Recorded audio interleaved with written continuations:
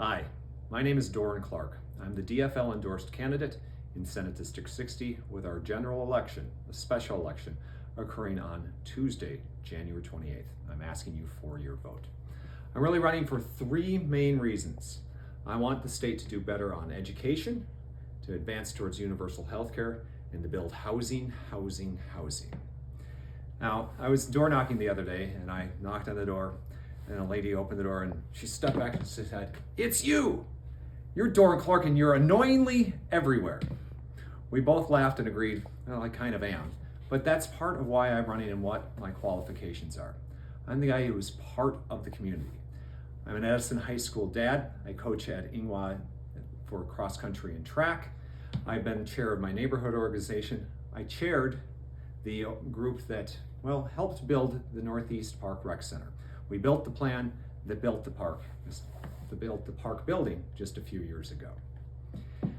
I've seen what the state can do and what the state needs to do to strengthen education, universal health care, move us towards universal health care, and build housing. And that really leads to your first question about state and district economic health. By and large, most are doing well, but there are clear areas that we need to do better.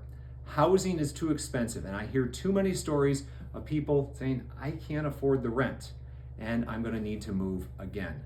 We have too many people living in encampments because, for a variety of reasons, including rent being too high and drug addiction, that we need to help. So while many are doing well, we need to find ways to make things a little bit easier. And I think we can do that in a bipartisan way. In each of my three priorities of education, advancing towards universal health care, and build housing, I know the first one or two things that we should accomplish for each of those topics. And it can occur despite divided government. For instance, on the education front, we have too many cross subsidies. We know that, well, the state needs to pick up a bit more of how much it costs for ELL, how much it costs for special ed, and how much we need to pay for the free lunches. On the housing side, well, there are key pieces that we can eliminate regulation-wise. For instance, let's get rid of parking minimums statewide. And advancing universal health care, I think that MNsure is the gold standard.